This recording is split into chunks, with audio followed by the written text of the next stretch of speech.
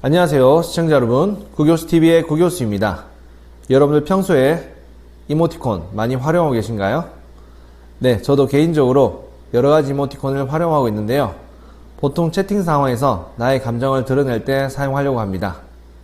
자, 오늘은 채팅 상황이 아니라 여러분들이 맞닥뜨릴 여러가지 구글 앱 혹은 툴 상황에서 사용하시면 좋을 환경 7가지를 제안해 드리고자 이모티콘 활용법을 영상으로 준비하게 되었습니다. 이모티콘을 구글 앱에 쓴다고요? 한번 생각해 보신 적이 있으신가요? 궁금하시죠? 네, 들어가서 한번 확인해 보도록 하겠습니다.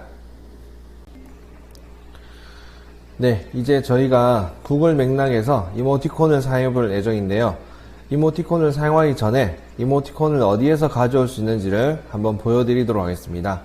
자, 지금 보시면 emojipedia.org라는 사이트인데요, 여기서 제가 보통 원하는 이모티콘에 관련된 키워드를 넣어서 검색을 해서 많이 얻고 있고요. 두 번째는 emojitera.com, 여기는 제가 훑어보면서 원하는 이모티콘을 많이 가져오려고 합니다. 그래서 한번 가져오는 방법을 보여드리도록 할게요. 여기서 제가 특정한 키워드를 이렇게 넣어 볼게요. 영어로 넣어주시면 되고요. 단어를 넣으면 이렇게 거기에 관련된 이모티콘들이 나오고, 이거를 카피 누르시면은 이모티콘이 복사가 되어집니다. 간단하시죠? 그래서 특정한 키워드, 단어를 넣어주시면 된다는 거 기억해 주시고요. 자, 여기도 마찬가지. 여기도 보시면은 쭉 둘러보시면서 마음에 드는 이모티콘이 있다. 만약에 예를 들어서 이렇게 클릭하시면은 이 이모티콘에 관련된 카테고리를 다 볼 수 있습니다. 여기서 원하는 것을 클릭하시면은 지금처럼 카피를 누르시면 되겠네요. 그러면은 복사가 되어져서 컨트롤 V 하시면 다른 곳에 붙여넣기 할 수 있습니다. 두 가지 사이트를 많이 이용하셔도 좋으실 것 같긴 한데, 기본적으로 윈도우 자체에서 이모티콘을 제공하는 단축키가 있습니다. 윈도우 버튼이랑 마침표 버튼을 누르게 되면 지금처럼 이모지라 해서 여러가지 이모티콘들이 종류별로 나오는데요, 이 이모티콘들을 그냥 클릭하시면은 이모티콘이 선택이 되어집니다. 그래서 붙여넣고자 하는 곳에 컨트롤 V 하시면은 되실 것 같은데, 이렇게 쓰셔도 되긴 하지만 가끔씩 가다가 이 이모티콘들 중에서 제대로 작동하지 않는 것들이 있어요. 그래서 그런 부분들을 감안을 해 주셔야 될 것 같습니다. 그래서 이 두 가지 사이트, emojipedia.org 그리고 emojitera.com, 여기를 참고해 주시고요. 자, 첫 번째 이제 시작해 보겠습니다. 첫 번째는 구글 캘린더에서 저희가 일정을 표시할 때 기본적으로는 텍스트 형태로 표시를 하는데요, 텍스트 형태로 된 게 이렇게 보여집니다. 보여지긴 하지만 이러한 텍스트를 저희가 좀 더 눈에 띄게 이모티콘을 넣어서 관리해 볼 겁니다. 보시면 자전거 타기라 되어 있죠. 그래서 제가 여기서 자전거 타기와 관련된 이모티콘을 검색을 한번 해보겠습니다. 보이실까요? 자, 바이시클을 검색했고요. 카피를 눌러서 여기 들어와서 컨트롤 V 해주게 되면 이렇게 자전거 타기 일정이 표시가 되어졌죠. 자, 생일 파티 똑같습니다. 친구 생일 파티를 제가 입력해 놨는데 여기에서도 마찬가지로 파티라고 해볼까요? 그러면은 자, 파티 관련된 이모티콘들이 많이 나옵니다. 맞죠? 네, 이런 것들도 나오고요. 원하신 걸 또 선택하시면 돼요. 관련된 카테고리 내에서는 연관 이모티콘들도 다 검색이 되어집니다. 복사하신 다음에 동일하게 컨트롤 V 이렇게 해주시면은 구글 캘린더 내에서 저희가 쉽게 일정상에 이렇게 이모티콘을 넣어서 일정을 관리할 수 있다는 거 눈에 잘 띄겠죠? 아무래도 그냥 텍스트보다는. 두 번째는 구글 드라이브입니다. 자, 구글 드라이브의 드라이브 폴더명을 저희가 지금처럼 이렇게 텍스트로 된 것도 있고요, 위에 보시면은 이모티콘이 들어간 것도 있어요. 이모티콘 넣는 거 어렵지 않습니다. 만약에 예를 들어서 제가 원하는 이모티콘을 여기에 넣고 싶다, 표시하고 싶다, 그럴 경우에는 아까 말씀드렸던 이런 데서 검색을 하시거나 살펴보신 다음에 가져오시면 되고요. 예를 들어서 제가 한번 이렇게 가져오 보도록 하겠습니다. 여기서. 자, 그러면은 여기 패드 같은 형태의 이모티콘을 복사를 해서 드라이브로 온 다음에 마우스 우클릭하시면은 이름 바꾸기라는 거 보이시죠? 구글 드라이브 내 폴더명에 이름 바꾸기 누르시면은 이름을 바꿀 수 있는데, 텍스트를 넣는 곳에 컨트롤 V 해주시면은 이렇게 지금처럼 이모티콘들이 들어가게 됩니다. 그래서 이렇게 표시를 한 상태로 보시는 것도 나쁘지 않다는 생각이 들어요. 뭐 원하신다면은 위치를 뒤쪽으로 바꾸셔도 괜찮겠죠. 그래서 이렇게 이모티콘을 넣어서 마우스 우클릭하셔서 이름 바꾸기 하신 다음 원하는 이모티콘을 복사해서 붙여넣기 하시면 된다는 거. 그래서 눈에 잘 띄게 될 겁니다. 캘린더, 드라이브 한번 살펴봤고요. 세 번째, 구글 문서에서 한번 보여드리겠습니다. 구글 문서에서 이렇게 문서가 하나 있다고 가정해 볼게요. 문서상에 보시면 과제 목록이라 해서 시청할 거 이렇게 하이퍼링크 형태로 지금 시청할 영상을 이렇게 넣어놨고요. 자, 시청하고 나서 정리합시다.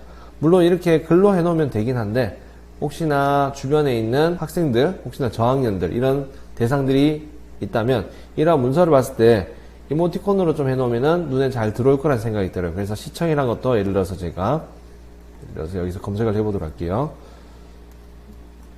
자, 카메라를 검색하면 비디오 카메라 나오죠? 클릭하신 다음에 자, 비디오 카메라 종류도 많습니다. 근데 일단 요거를 제가 복사해 볼게요. 복사해서 여기 와서 자, 컨트롤 V 해주시게 되면 이렇게 들어가게 되고요. 이모티콘의 크기도 글자 크기처럼 변경이 가능하세요. 지금처럼. 자, 이렇게 키워주시면 됩니다.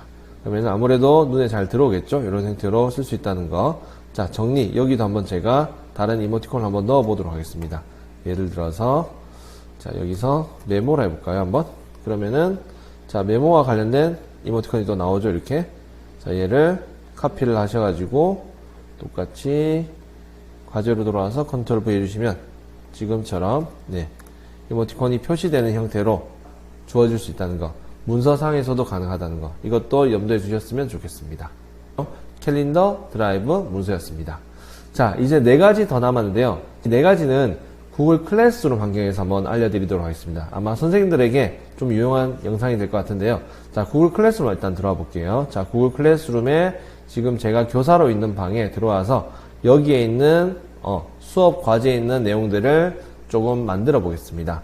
자, 오늘 상태 확인. 요게 지금 주제죠. 학습 과제 주제입니다. 주제가 있고 과제가 이렇게 딸려져 있어요. 그래서 주제 앞에도 이모티콘을 넣을 수 있거든요. 예를 들어서 자, 검색을 한번 해보겠습니다. 자, 건강 이렇게 해볼게요. 이렇게 건강을 하게 되면은 건강과 관련된 이런 이모티콘들이 나오게 되어 있죠. 지금 좀 부족하긴 하네요. 자, 어쨌든 여기 들어와서 건강 상태 확인. 예를 들어서 제가 이름 변경 눌러서 컨트롤 V 해주게 되면 지금처럼 네, 이런 형태로 이모티콘을 넣어서 주제를 표시할 수 있다는 거. 이게 4번째였습니다. 자, 주제와 더불어서 과제명도 바꿀 수 있거든요. 과제명도 한번 바꿔보도록 할게요. 예를 들어서 제가 역사 퀴즈 과제 여기를 한번 바꿔볼까 싶은데 히스토리라 해볼까요? 자, 이렇게 검색해 보겠습니다. 그러면은 자, 이렇게 히스토리 관련된 것들이 나와주고요. 요거 마음에 드네요. 지금 네, 그리스 신전 같은 분위기.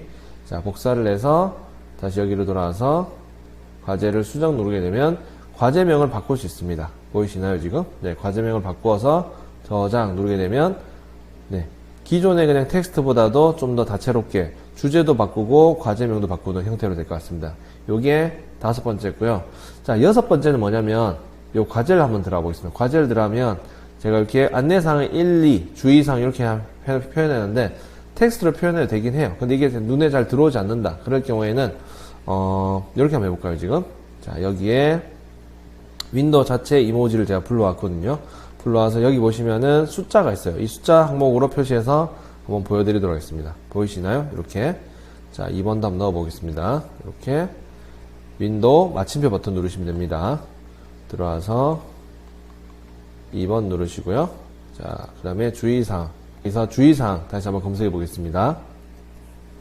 주의사항은 제가 다른 걸로 해보겠습니다. 주의사항은 그래서 네, 요런 걸로 해볼까요 지금? 네, 이렇게 해놓으면은 아까 전보다도 좀 더 확연하게 눈에 잘 들어온 것 같아요. 그래서 이렇게 저장 누르시게 되면 실제로 학생들이 이 과제를 딱 열었을 때 이렇게 순서대로 네, 지시사항을 따르게 되고 이렇게 표시할 수 있다는 거. 지시사항에 대해서도 표시할 수 있다. 이게 6번째였습니다. 7번째는 저희가 과제를 보면 과제상에 평가 기준표를 넣을 수 있어요. 기준표 보이시나요? 자, 클릭해 보겠습니다. 자, 지금 보면 제가 이렇게 간단하게 넣었어요. A, B, C, D 이렇게 해서 네, 잘했어요, 노력하세요, 미완성 이런 걸 표시하는데요.